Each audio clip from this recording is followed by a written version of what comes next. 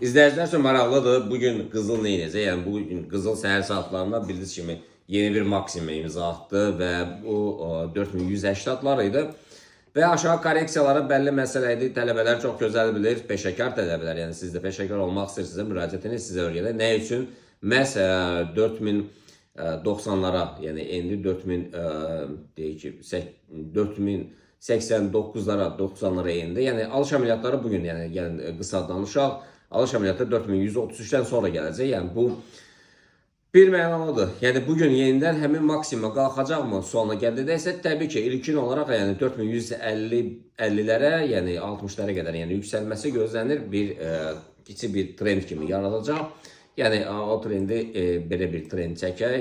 Deməli bu qiymət 4150-161'lərə kimi yəni qalxması gözlənir. Təbii ki qiymət 4133'lərdən yuxarı formalaşarsa. Bitcoin'e geldiğinde ise bütün kütlənin marağına səbəb olan Bitcoin, yəni dediyimiz kimi, yəni əgər Bitcoin'de itirenler varsa onlar traderlər deyirlər. Ən azından trader riskini sığortalamalıdır.